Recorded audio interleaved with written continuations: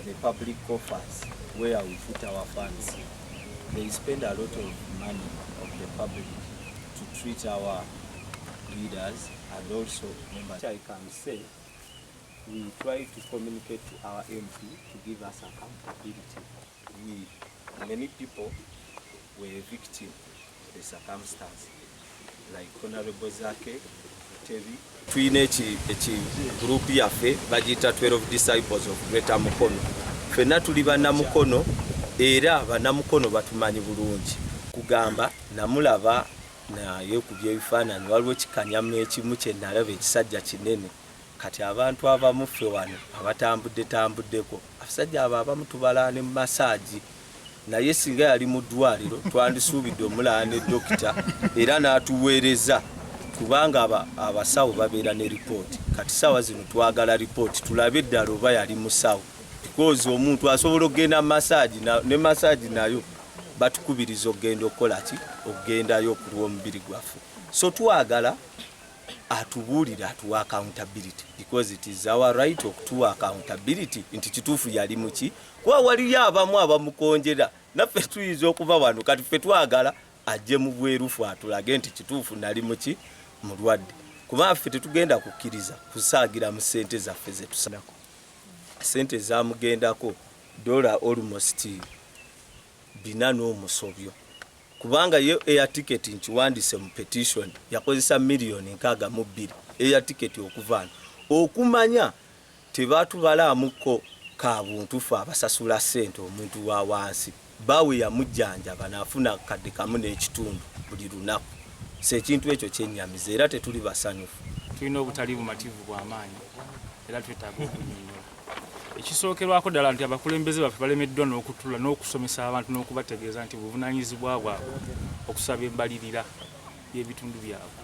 Kati ffe tuvuddeyo n'eddoboozi ery'obukkakkamu mu nkola ey'obukkakkamu eri civilized okusensitizinga abantu abalala bonna n'okutegeeza bannayuganda bonna nti buvunaanyizibwa bwammwe okusaba embalirira ku nsimbi ezammwe ze muwaayo nga ddala ng'oli wa musolo. Bwe tutaakola kino yo revenue egenda sigala ng'etwongeza omusolo nga services zino tutukako tezituukako mu budde nga ababaka baffe abalina otulwanyira tebatufaako. Tutandise na kino n'abalala musobola otutukoppa tusobole okubeera nga tusobola okukwatagana ne gavumenti oba okusobola okulaba nga naffe tufuna ebirina otutuusibwako. Era ku muntu omu bw'ati ate ng'essente zandibadde zivaayo ne zituyamba mu ddwaliro tuzimba eddwaliro abaana ne basobola okusoma tubeera nga tulaba enkulaakulana oba tuteekawo ekizimbe kye tunajjangamu ssente zinatuyambanga ne zibeera ku muntu omu kati awo tuba tufuniramu wa kubanga abafiirwa obufiirwa.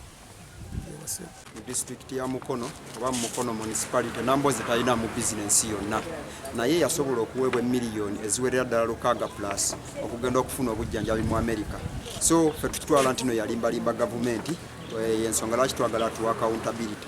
Ssente ezo Nambooze yazigulamu butuuze mu America teyasobola yadde okuteekawo omudaala gw'ennyaanya mu katale ne weebaani ne mubuuza nti bizinensi ya Nambooze eri luddawa tosobola kumbulira wendi kitegeeza tulina omukulembeze atawana musolo mu ggwanga naye ate ng'akozesa essente y'omuwi w'omusolo okugezaako okugenda okuteeka ate investment mu mawanga gali ag'abazungu ate agaakulaakulana nedda ge twandirowoozeza nno ge galina otusapootinga.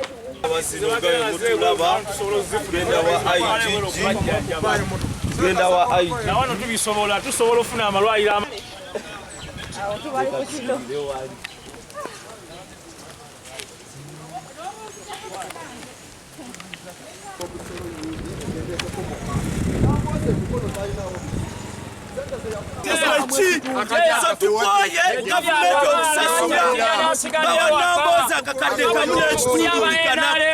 oli mukulembeze nga tusobola teekawo ekintu kiva mu musolo liyamba ggwanga ate nga ssente ze bakuwadde ogenda okwejjanjaba oguze.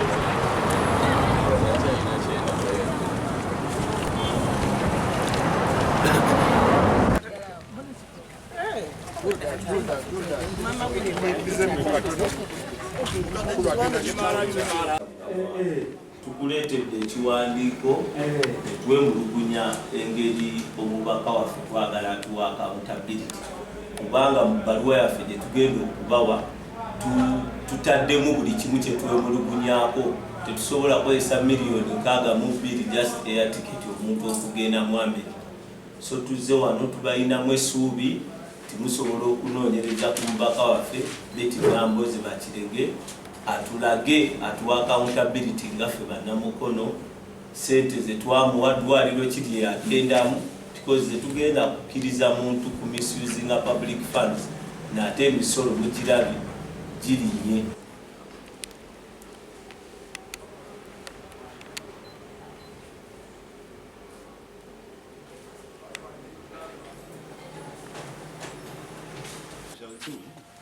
We shall submit this document to the IGG. That's big coming. Of course, it's the one to sanction. So we determine whether the office can inquire into this matter, and then it should definitely give it. So I will receive your petition. We wanted at least to stamp on this one that you have received. Now, if I stamp it from here, okay, I can send the we don't have a stamp for receipt here. But I can sign receipt. Yes. You don't mind. But we shall forward the feedback you get from the IGG herself. Okay. My work is just to receive it from here. And then when should I expect? When should we expect the feedback? Because we have hopes in you. Yeah. In this office. I can't tell you when she will be able to respond, but she will respond definitely. Either she will write to you. My name is Peter Akure. I'm a supervisor here in Mukono Regional Office. So in the regional office, our work is to receive and channel it to IGG for action from the public on behalf of the Inspector General of Government. So from here, our role is to submit the complaint or the petition to the IGG for her review, and then it shall determine the way forward, either to sanction or it will be deemed in any other way. It's upon her. So our work is to receive and submit. So I'm going to forward it to the IGG immediately.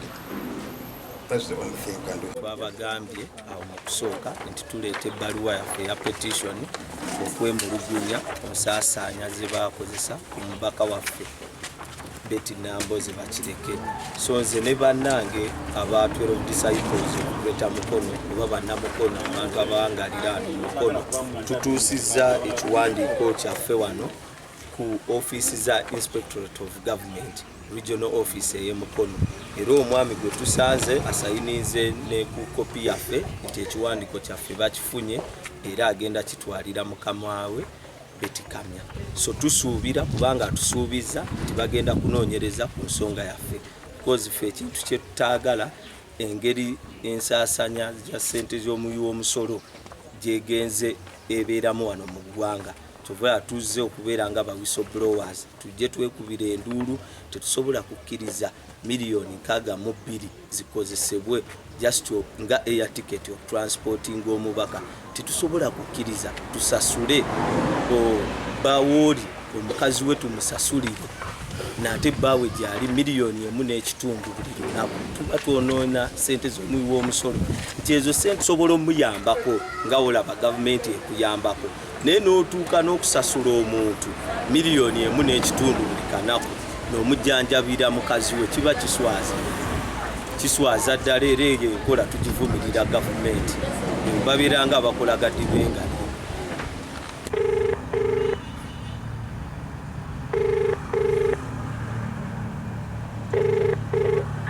The subscriber you have called does not answer. Please try again later.